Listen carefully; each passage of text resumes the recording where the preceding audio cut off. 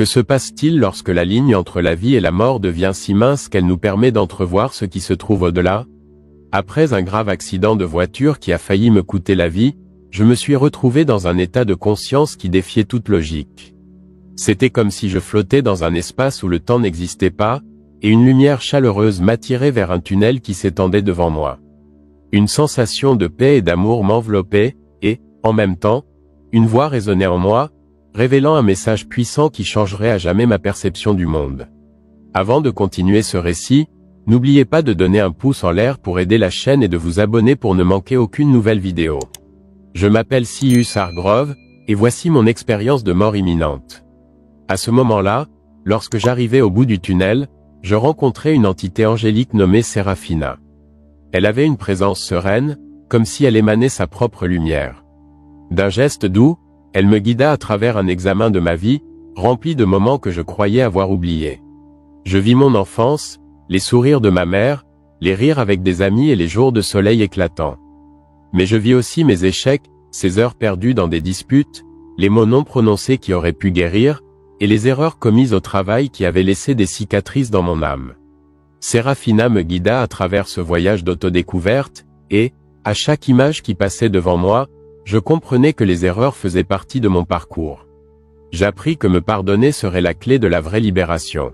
La lumière autour de moi semblait pulser en réponse à ma compréhension, et je savais que j'étais préparé à quelque chose de plus grand. Mais l'expérience ne s'arrêta pas là. Je me trouvais face à une présence encore plus puissante, un être de lumière qui émanait une force indescriptible. Il me parla de l'avenir de la planète, m'alertant sur un portail qui s'ouvrirait en octobre 2024. L'urgence dans sa voix était palpable, comme si le destin même de l'humanité était en jeu. Le message résonnait dans mon esprit, et une sensation de responsabilité m'envahit. Je devais revenir, je devais partager ce que j'avais découvert. Lorsque je me réveillais enfin dans un lit d'hôpital, le monde semblait différent. La lumière qui entrait par la fenêtre paraissait plus vibrante, et chaque son autour de moi avait une nouvelle profondeur. J'étais vivant, mais pas de la même manière qu'avant. Maintenant, j'appréciais chaque relation dans ma vie. Je ressentais un immense désir de me connecter véritablement avec les gens, de pratiquer des actes de bonté, d'offrir un sourire à un inconnu. Ce qui semblait autrefois trivial avait maintenant un sens profond. Ma transformation personnelle était indéniable. Je commençais à réfléchir à ma mission spirituelle, comprenant que mon expérience n'avait pas été vaine. Le message concernant le portail devenait de plus en plus urgent dans mon esprit. Je sentais que je devais me préparer à ce qui était à venir, mais comment pouvais-je le faire? Les réponses n'étaient pas claires, mais la certitude que je devais agir était indéniable. Avec l'approche d'octobre 2024, l'urgence en moi s'intensifia. Je commençais à partager mes expériences avec mes amis et ma famille, essayant d'ouvrir leurs esprits et leurs cœurs à la possibilité que quelque chose d'extraordinaire était sur le point de se produire. Ce que j'avais vécu n'était pas seulement une histoire personnelle, mais un appel collectif à tous pour que nous nous unissions dans un but plus grand. La collaboration et la croissance spirituelle devinrent les piliers de ma nouvelle vie. À chaque pas que je faisais, une nouvelle compréhension se formait. Je me consacrais à apprendre, à écouter et à chercher la vérité dans chaque interaction. La peur et l'hésitation qui me paralysaient autrefois furent remplacées par une détermination féroce non seulement à survivre, mais à vivre pleinement. La vie est précieuse, et j'avais eu un aperçu de ce qui se trouvait au-delà. Maintenant, je devais agir. Ainsi, alors que le jour du portail approchait, je me préparais à ce qui était à venir. L'avenir était incertain, mais le message que j'avais reçu était clair, le temps d'agir était maintenant. Je ne pouvais plus me permettre de vivre dans l'ombre de la peur ou du doute. Ce que j'avais témoigné dans mon expérience de mort imminente n'était pas seulement une révélation personnelle, mais un appel universel. Ensemble, nous pourrions affronter l'inconnu, et j'étais prêt à faire ma part. À mesure que les jours se transformaient en semaines et que le mois d'octobre approchait, une inquiétude commença à s'installer dans ma vie. Ce qui était autrefois un simple message d'espoir et de responsabilité devenait maintenant un poids croissant sur mes épaules. Les nuits étaient marquées par des rêves vifs, où Serafina et l'être de lumière me guidaient à travers des scénarios qui semblaient alternatifs, où l'avenir de l'humanité se déroulait en temps réel. Je sentais que j'étais appelé à quelque chose de plus grand, mais qu'était exactement ce quelque chose? Ce fut au cours de l'une de ces nuits agitées que je rencontrai Mei. C'était une artiste qui fréquentait un café où j'avais l'habitude de passer des heures à réfléchir et à écrire. Lorsque je la vis pour la première fois, je réalisais qu'il y avait quelque chose de spécial en elle. Nous parlâmes d'art, de spiritualité et, rapidement, nous nous connectâmes. Elle avait également vécu des expériences qui la faisaient remettre en question la réalité, et en partageant nos histoires, nous réalisâmes que nous étions en harmonie. Maya me parla d'une série de rencontres qui avaient lieu dans une communauté locale, où des gens se réunissaient pour discuter de phénomènes inexplicables et d'événements mystiques. L'idée de participer à ces réunions m'intriguait, car elle semblait être une occasion de rencontrer d'autres âmes qui, comme moi, cherchaient des réponses à des questions que la logique ne pouvait pas expliquer. Cette nuit-là, alors que nous parlions, une étrange sensation surgit. L'air autour de nous semblait vibrer, et tout autour de nous commença à prendre vie. La lumière du café scintillait d'une manière que je ne pouvais pas décrire. Le barista, un homme d'âge moyen qui semblait toujours distrait, nous regarda avec un regard profond, comme s'il était conscient de quelque chose que nous ignorions. « Vous êtes sur le point de découvrir quelque chose d'important », murmura-t-il avant de s'éloigner, laissant un silence troublant derrière lui. Au fil des jours, les choses ont commencé à s'intensifier. Ce qui n'était autrefois que de simples réflexions était devenu des expériences palpables. J'ai commencé à entendre des chuchotements lorsque j'étais seul et à voir des éclairs de lumière au bord de ma vision.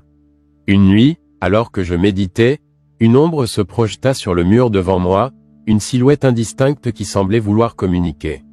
La peur commença à s'insinuer en moi, remettant en question tout ce que j'avais appris.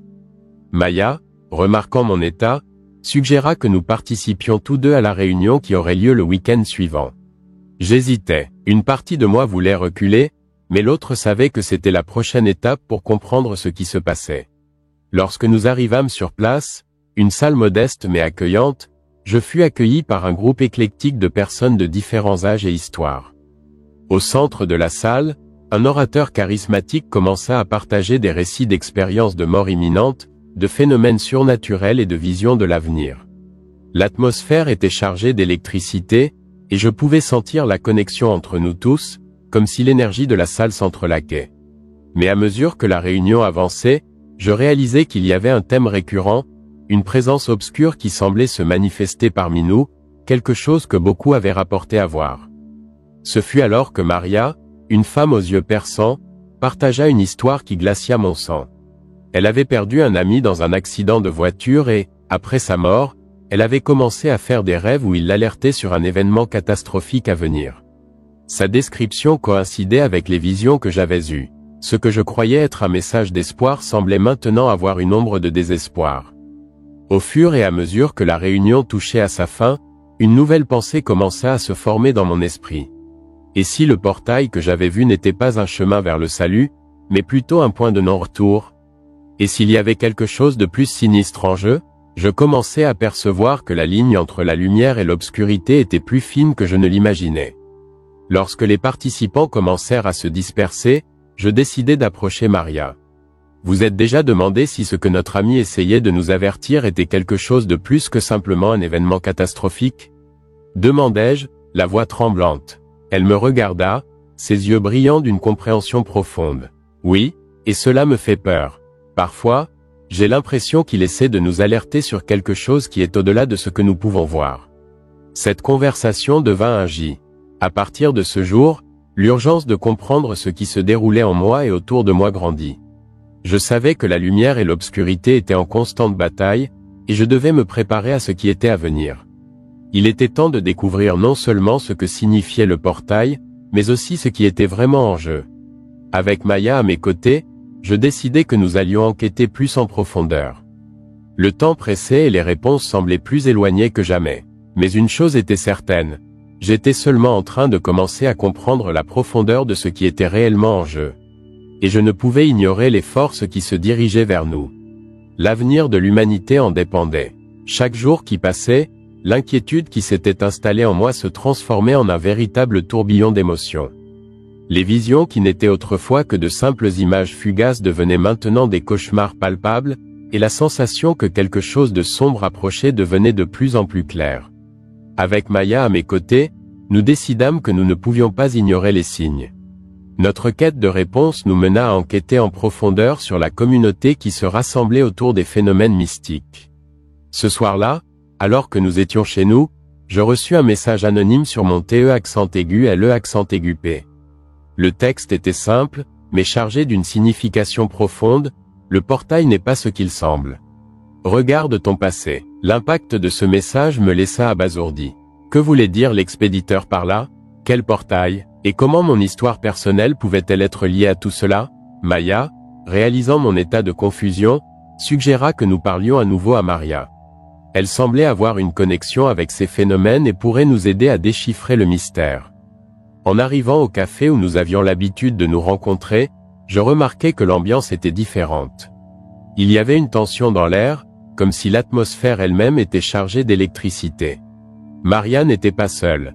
Elle était accompagnée d'un homme que je n'avais jamais vu auparavant, mais qui dégageait une aura d'autorité. Voici Ricardo, présenta Maria, ses yeux brillants d'un mélange d'espoir et d'appréhension. Il a étudié des phénomènes similaires et peut nous aider à compare. Ricardo se pencha en avant, son regard fixé sur moi. Je sens que tu es connecté à quelque chose de plus grand, quelque chose qui transcende la compréhension commune. Mais il est crucial que tu affrontes ton passé. Il y avait là des secrets qui devaient être révélés. Ces mots résonnèrent en moi comme un écho lointain. Le passé, je me rappelais des moments que j'avais tenté d'enterrer. La perte d'un proche, un accident qui avait changé le cours de ma vie. Que se cachait-il dans l'ombre de ma mémoire?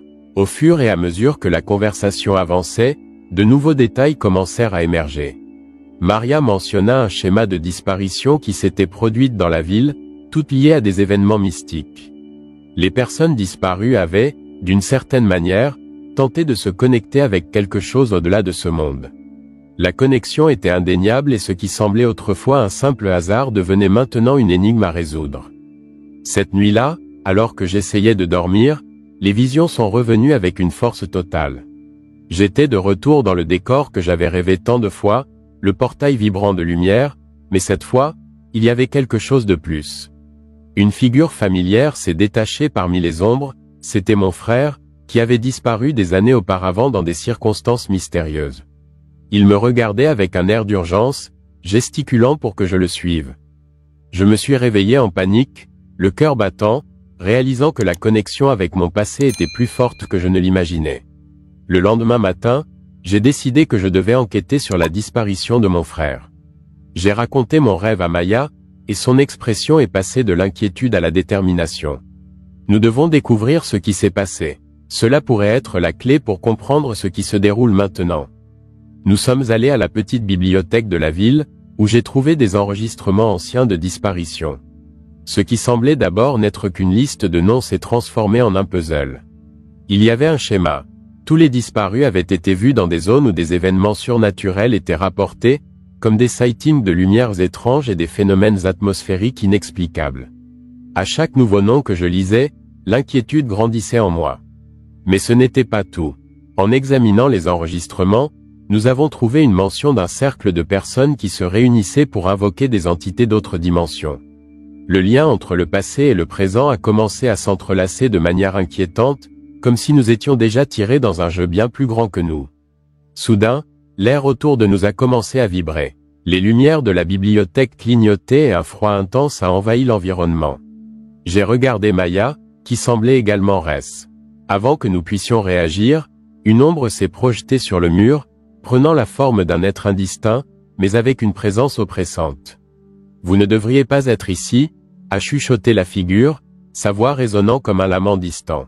« Que cherchez-vous pourrait ne pas être ce que vous attendez. » La peur s'est installée profondément en moi. Que voulait dire cet être? Était-il lié à ce qui se manifestait? Ou, pire encore, avait-il un lien avec la disparition de mon frère? La figure a commencé à se dissiper, mais pas avant de nous lancer un dernier regard. La vérité est plus proche que vous ne l'imaginez, mais le coût de la découvrir pourrait être plus élevé que ce que vous êtes prêt à payer. Nous sommes rentrés chez nous en silence, chacun perdu dans ses propres pensées. La connexion avec mon passé, les expériences mystiques et la présence obscure qui semblait s'approcher de nous, tout cela commençait à s'entrelacer dans une toile de mystère et de terreur. Je savais que nous étions dans une course contre la montre et que chaque réponse que nous cherchions pouvait nous plonger plus profondément dans un abîme sans fin. Qu'est-ce qui était vraiment en jeu, et jusqu'où serais-je prêt à aller pour découvrir la vérité? Cette nuit-là m'a laissé inquiet, et le matin n'a pas apporté de soulagement. Que voulait dire cette entité? Qu'étais-je sur le point de découvrir? La pression dans ma poitrine augmentait à chaque pensée. Maya et moi avons décidé qu'il était temps de chercher plus de réponses, et alors que nous prenions notre café, une idée m'est venue. Le vieux journal de mon frère, qui avait été gardé dans une boîte à la maison de nos parents, pourrait contenir des indices. Il a toujours été attiré par l'occulte, et peut-être que ces notes révéleraient quelque chose que je n'avais pas encore considéré. Cet après-midi-là, nous avons conduit jusqu'à la vieille maison, chaque virage de la route évoquant des souvenirs d'une enfance qui semblait maintenant lointaine et déformée. En entrant, la poussière semblait danser dans les rayons de lumière filtrant par les fenêtres. La boîte était dans un coin sombre du grenier, couverte de toiles d'araignée, comme si le temps l'avait oubliée. Quand je l'ai ouverte, l'odeur de papier vieilli a envahi mes narines. J'ai feuilleté les pages jaunies et je suis rapidement tombé sur une entrée qui a attiré mon attention. Il parlait d'un groupe qui se réunissait dans les forêts autour de la ville, un cercle pratiquant des rituels pour ouvrir des portails dimensionnels. Ce qui m'a le plus frappé, c'était la date, la même époque où il avait disparu. Mon cœur s'est mis à battre plus vite. Que savait-il vraiment? En continuant à lire, j'ai réalisé que mes doigts tremblaient. Il a mentionné quelque chose sur « la vérité cachée » et comment il y avait un prix à payer pour cela. Les mots devenaient de plus en plus confus et précipités, comme s'il écrivait sous un grand stress. La dernière phrase du journal m'a paralysé. « Si je ne reviens pas, cherchez la lumière entre les ombres. » Maya, qui était à côté de moi en train d'examiner quelques photos, a levé la tête. « Qu'est-ce qu'il y a ?» Je l'ai regardé, l'esprit en ébullition et terrifié. Il était impliqué dans quelque chose de bien plus profond que nous ne l'avions imaginé. Il pourrait avoir été impliqué avec ceux qui disparaissaient. Ce que je pensais n'être qu'une quête de réponse devenait maintenant un labyrinthe de secrets. J'étais de plus en plus convaincu que mon frère n'avait pas seulement disparu, mais qu'il s'était offert à une force inconnue. Peu importait combien j'essayais de rejeter cette idée, la réalité s'imposait, et une sensation de désespoir commençait à me consumer. Une nouvelle détermination m'envahit. Nous devions nous rendre dans la forêt où c'était un risque, mais les réponses que nous cherchions semblaient être là, attendant d'être découvertes. Nous sommes arrivés sur les lieux au crépuscule, lorsque la lumière du jour commençait à s'estomper, et une sensation d'inquiétude flottait dans l'air. Les arbres semblaient chuchoter des secrets ancestraux, et le froid mordant me fit frissonner. J'ai regardé Maya et, sans avoir besoin de dire quoi que ce soit, nous savions qu'il n'y avait pas de retour en arrière. Alors que nous marchions, j'ai remarqué que le ciel devenait plus sombre et une brume commençait à se former autour de nous.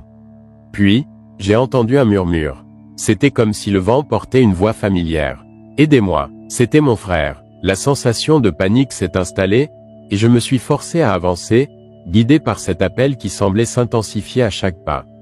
Enfin, nous sommes arrivés à une clairière. Au centre, il y avait un cercle de pierres, le même que mon frère avait décrit dans son journal. Les pierres semblaient vibrer d'une énergie étrange, et une lumière tamisée émanait d'elles. Alors que je m'approchais, je réalisais que quelque chose changeait dans l'atmosphère. La brume devenait dense, et la présence que je craignais était de retour. « Vous ne devriez pas être ici », résonna la voix, plus forte maintenant, comme si elle émanait de la terre elle-même. La figure nébuleuse commença à se former devant moi, révélant un visage que je reconnaissais, c'était mon frère, mais ce n'était pas lui. Ses yeux étaient vides et son expression était celle de la douleur. « Que lui as-tu fait » hurlai-je, mais la figure semblait indifférente à ma présence. « Tu ne comprends pas » dit-il, la voix déformée. « Le portail, ce n'est pas seulement un passage. C'est un choix. Pour chacun qui entre, un autre doit sortir. » La terreur m'envahit. Que signifiait cela? J'étais sur le point de découvrir que mon frère n'était pas la seule victime dans cette histoire. Il était devenu un gardien de ce portail, prisonnier entre les mondes, et le seul moyen de le libérer pourrait être un échange. La tension monta, et je réalisais que le prix que je devrais payer était bien plus élevé que je ne l'avais imaginé. La lumière des pierres commença à pulser, et je savais que le temps s'écoulait. Que ferais-je? Le libérer pourrait signifier ma propre condamnation. J'étais sur le point de me perdre dans un abîme de choix impossibles, et la seule certitude que j'avais était que la vérité que nous cherchions était sur le point d'être révélée, mais à un coût que je n'étais pas prêt à payer. Entendant la voix déformée de mon frère, une vague de désespoir m'enveloppa. Il était prisonnier entre les mondes, et cette figure nébuleuse n'était pas la personne que je connaissais. Qu'était-il devenu? Quel était le prix de sa quête de vérité? Le poids de la responsabilité me pesait alors que la lumière des pierres pulsait de plus en plus vite, comme un cœur battant à un rythme frénétique. « Tu ne comprends pas », répéta-t-il, et la douleur dans sa voix était palpable. « Si tu essaies de me sauver, tu deviendras partie intégrante de cela. Il n'y a pas de retour. » L'urgence de la situation s'intensifiait. La brume autour de nous semblait prendre vie, serpentant comme si elle tentait de nous piéger. Une partie de moi voulait fuir, s'échapper de cette clairière, mais une autre partie réclamait des réponses. La vérité était là, devant moi, et je ne pouvais tout simplement pas l'ignorer. Je devais agir. « Maya !» appelai-je, la voix tremblante mais résolue. Nous devons trouver un moyen de le libérer sans que je doive entrer dans ce portail. L'idée de me sacrifier était inacceptable, mais le besoin de sauver mon frère l'emportait sur mes préoccupations personnelles. Elle s'approcha, ses yeux reflétant le même mélange de peur et de détermination que je ressentais. « Que pouvons-nous faire? Le journal parlait d'un rituel, n'est-ce pas? Nous devons découvrir comment il peut être inversé. » Pendant que nous parlions, la figure de mon frère semblait se dissoudre, la lumière autour de lui s'intensifiant. Je pouvais sentir la présence de cette force inconnue grandissant, comme si elle était consciente de notre tentative d'intervenir. D'un geste abrupt, il tendit la main, et je sentis un froid glacial traverser mon corps. « Tu ne peux pas arrêter ce qui a déjà été commencé, » cria-t-il, sa voix résonnant dans les arbres. « Le portail se nourrit de choix, et tu es déjà ici. Que ferais-tu pour moi? Que serais-tu prêt à sacrifier? » La question résonna dans mon esprit, un écho angoissant qui me faisait remettre en question mon propre courage. Qu'étais-je prêt à perdre? La vie? La santé mentale? La propre essence de qui j'étais? Nous devons nous concentrer, dit Maya, interrompant mes pensées. Essayons ce qui est dans le journal. S'il a écrit qu'il y a un moyen d'apaiser cette force, nous devons essayer. Des larmes de frustration coulaient sur mon visage alors que j'acquiesçais. Il n'y avait pas d'autre option. Je repris le journal, les pages jaunies semblant plus sacrées que jamais. Le rituel demandait que nous nous connectons à l'énergie de la forêt, que nous nous unissions en un cercle et appelions ceux qui avaient été perdus. « Allons-y, » dit Maya, prenant mes mains. « Nous devons le faire ensemble. » Nous formâmes un cercle autour des pierres, et alors que nous commencions à réciter les mots du journal, une vague d'énergie commença à se former autour de nous. La brume s'agita, et je sentis la présence de mon frère s'intensifier, comme s'il essayait de se libérer d'une sorte de chaîne invisible. « Aide-moi !» La voix résonna à nouveau, maintenant plus proche, mais aussi plus distante. Je savais qu'il luttait contre quelque chose de bien plus grand que nous deux. La tension dans l'air augmenta, et je réalisai que la forêt réagissait à notre invocation. Les vents commencèrent à souffler fort, et les arbres semblaient s'incliner, comme s'ils souffraient. « Continuez !» cria Maya, sa voix ferme malgré la peur. « Nous devons en finir. » Les mots coulaient de nos lèvres, et chaque syllabe semblait apporter une nouvelle vague d'énergie. Les pierres commencèrent à briller intensément, et la figure de mon frère était maintenant plus définie, mais toujours distordue, prisonnière d'un limbe entre la vie et la mort. Son expression était de douleur, mais aussi d'espoir. Je ne savais pas combien de temps nous pourrions soutenir cela. Soudain, la lumière des pierres éclata en un éclat éblouissant, et une force puissante nous projeta en arrière. Je sentis mon corps être tiré loin du cercle, tandis que la voix de mon frère devenait un cri de désespoir. « Tu ne peux pas faire cela. Si tu continues, tu perdras tout. » La panique s'empara de moi. C'était comme si la forêt elle-même se rebellait contre nous. Les arbres se tordaient, et le sol semblait trembler. Ce que nous essayions de faire invoquait quelque chose de bien plus sombre, et je réalisais que la vérité que nous cherchions n'était que la pointe de l'iceberg d'une terreur bien plus grande. « Nous devons arrêter !» criai-je, mais Maya était déterminée, tenant fermement mes mains. « Nous ne pouvons pas abandonner maintenant. Il a besoin de nous. » Mais la bataille intérieure qui faisait rage en moi grandissait. Le désir de sauver mon frère luttait contre l'instinct de survivre. La lumière pulsante des pierres devenait insupportable, et je savais que le temps pressait. Nous devions trouver un équilibre, une manière d'apaiser la force qui nous entourait sans nous sacrifier. L'urgence était palpable, et je me retrouvais face à un choix impossible. La vérité était à ma portée, mais à quel prix? Qu'étais-je réellement prêt à perdre? Et si, En essayant de sauver mon frère, je finissais par nous condamner tous les deux. Le désespoir était une ombre qui s'approchait, menaçant d'engloutir tout ce que j'aimais, et la seule certitude que j'avais était que le temps s'épuisait. L'air autour de moi était chargé d'une électricité palpable, une énergie qui pulsait comme si la forêt elle-même était vivante, consciente de ce que nous étions sur le point d'affronter. Les ombres dansaient entre les arbres, et la lumière des pierres devenait si intense que je n'arrivais plus à voir ce qui se trouvait devant moi.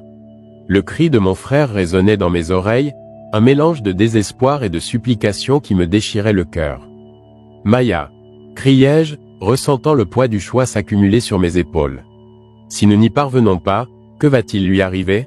À nous deux, elle ne détourna pas le regard de la silhouette nébuleuse qui était autrefois mon frère. Nous devons continuer, il se bat, et nous pouvons l'aider à gagner cette bataille. Sa détermination était une ancre au milieu de la tempête d'émotions qui me consumait. La voix déformée de mon frère résonna encore une fois, plus intense et désespérée. Vous ne comprenez pas, cette force n'est pas seulement une prison, elle se nourrit de vous. Si vous insistez, tout ce que vous aimez sera détruit. Je sentis mon cœur s'accélérer. C'était comme si une entité invisible se manifestait, modelant la brume en quelque chose de plus concret. Les arbres commencèrent à grincer, et le sol sous nos pieds trembla d'une puissance ancestrale. Ce qui avait été une quête de réponse devenait maintenant un affrontement direct avec une force que je ne comprenais guère. Sans réfléchir deux fois, je décidai que je ne pouvais plus attendre. S'il y avait une vérité à révéler, je l'affronterais de front. Si tu es vraiment là, s'il reste encore une partie de toi qui nous entend, batte-toi. Ne te rends pas à ça, criai-je, ma voix résonnant avec une force que je ne savais pas posséder. La lumière des pierres brilla encore plus intensément, et je vis la forme de mon frère se tordre de douleur. Il semblait une marionnette prise dans des fils invisibles, luttant contre des chaînes qui l'enchaînaient. La brume se mit à bouger, et je compris que la force qui nous entourait prenait la forme d'une ombre colossale, une entité qui se nourrissait de la peur et de la douleur. Maya, nous devons unir nos énergies. Je sentais que, si nous ne formions pas une connexion plus profonde, la situation pourrait encore s'aggraver. Concentrons-nous. Nous devons canaliser tout ce que nous avons. Elle acquiesça, et ensemble, nous recommençâmes à chanter les mots du rituel, mais cette fois avec plus de ferveur. L'énergie autour de nous commença à s'intensifier, comme si la forêt elle-même répondait à notre appel. Le vent hurlait, et les arbres semblaient se pencher en signe de respect pour ce que nous essayions de faire. Mais l'entité n'était pas disposée à nous laisser faire. Une vague d'obscurité se lança vers nous, une force si oppressante qu'elle faillit me renverser. Je sentis la pression sur ma poitrine, comme si l'air était aspiré de mes poumons. Le désespoir menaçait de me consumer, mais je me rappelais l'expression de mon frère, l'espoir qui brillait encore dans ses yeux. « Tu n'es pas seul, nous sommes là », criai-je, et à cet instant, une vague de lumière jaillit de moi, une connexion qui transcendait la peur.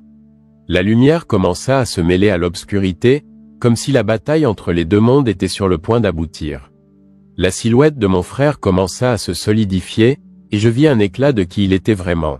« Aide-moi », murmura-t-il, et ma détermination se renforça. C'était maintenant ou jamais. Je ne pouvais pas laisser la peur dicter le résultat. « Allons-y, Maya. Ensemble !»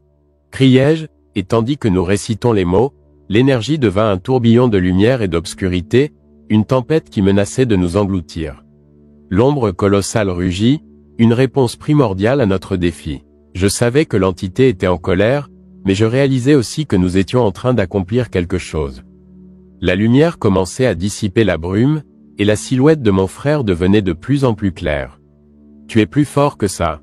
criai-je, regardant directement dans ses yeux. « Batte-toi contre ça, crois en nous !» Une lutte féroce se déroulait devant moi, non seulement sur un plan physique, mais profondément émotionnel. L'entité rugissait, et le sol tremblait sous nos pieds. Je sentais que la vérité était sur le point de se révéler, mais le coup pourrait être dévastateur. Je devais faire un choix. « Je te choisis », déclarai-je, et comme si ma voix avait activé une sorte de magie, une vague de lumière jaillit de moi, enveloppant la silhouette de mon frère et dissipant l'obscurité autour de nous. L'ombre hurla, se tordant de douleur, et enfin, la lumière commença à consumer l'obscurité, l'avalant comme le feu dévore le papier. Avec un dernier cri, l'entité se désagrégea en particules brillantes, et l'écho de son lamentation se dissipa dans l'air. La brume se dissipa, et je vis mon frère, désormais complètement libre, la lumière autour de lui brillant comme un phare. Tu m'as sauvé, murmura-t-il, et ma vue se brouilla de larmes.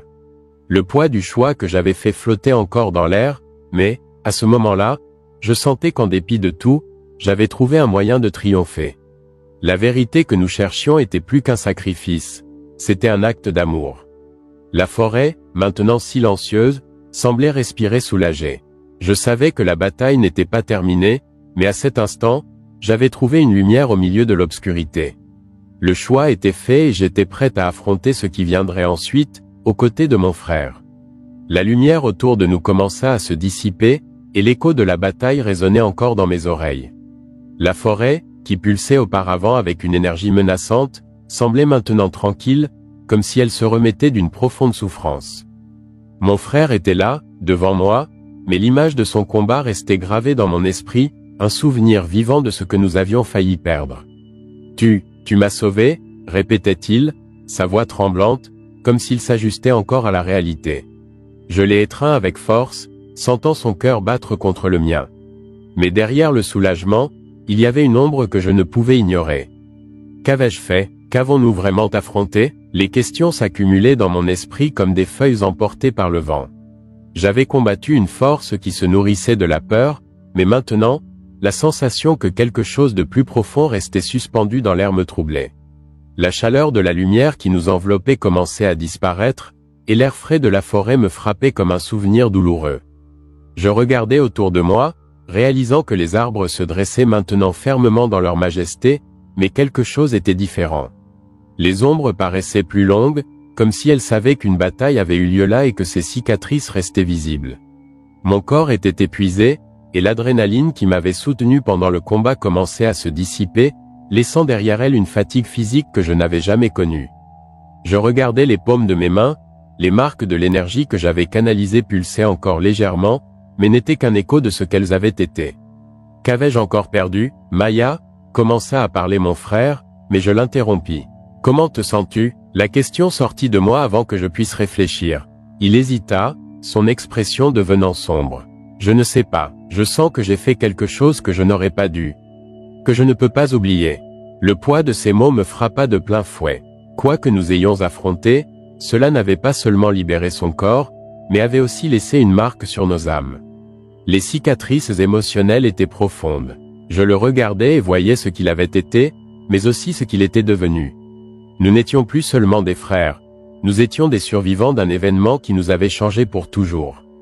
La bataille pouvait être terminée, mais la sensation que quelque chose nous observait encore, que quelque chose se cachait toujours dans les ombres, ne me quitterait jamais. Alors que nous marchions sur le sentier que nous connaissions si bien, mais qui semblait maintenant étrange, la forêt semblait murmurer des secrets que nous ne pouvions comprendre. Les voix des arbres et des feuilles au vent étaient devenues un chuchotement troublant. Que pouvait cacher chaque ombre?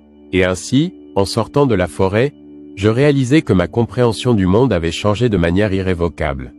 Ce n'était pas seulement une bataille contre une force surnaturelle que nous avions remportée. C'était une lutte contre l'inconnu, une lutte qui laisserait ses marques en nous. Quoi que ce soit qui nous épiait, cela restait là, à l'affût, et je savais que je ne pourrais jamais oublier. Au fond de mon esprit, une voix murmurait que l'obscurité pouvait revenir à tout moment. Et tandis que mon frère marchait à mes côtés, sa présence était un rappel constant que, bien que nous ayons gagné cette bataille, les cicatrices qu'elle avait laissées feraient partie de nous pour toujours. Ce qui s'était réellement passé dans cette forêt et ce que nous avions réellement affronté resterait un mystère, une ombre au milieu de la lumière. Et ainsi, avec le cœur lourd et l'esprit inquiet, j'avançais, sachant que l'écho de ce combat ne s'éteindrait jamais complètement, mais que, d'une certaine manière, j'avais encore la force d'affronter ce qui viendrait ensuite. Le chemin devant nous était enveloppé de mystère et de méfiance. La forêt, qui était autrefois un abri familier, semblait maintenant une entité vivante, nous observant avec un regard que je ne pouvais déchiffrer. À mesure que nous avancions, chaque pas résonnait dans les ombres, et la sensation que nous n'étions pas seuls devenait de plus en plus palpable. Je me sens différent, murmura mon frère, rompant le silence tendu. Je le regardais, et l'expression sur son visage reflétait ce que je ressentais également. La lutte avait façonné non seulement nos corps, mais aussi nos âmes. Ce que nous avions affronté avait laissé une marque indélébile, une cicatrice qui ne se verrait pas, mais que nous sentirions à chaque battement de nos cœurs. Les feuilles murmuraient au vent, et je ne pouvais m'empêcher de penser qu'au-delà de chaque murmure, quelque chose se cachait, quelque chose qui pourrait se manifester à nouveau. Un frisson parcourut ma colonne vertébrale alors que j'essayais d'éloigner cette idée.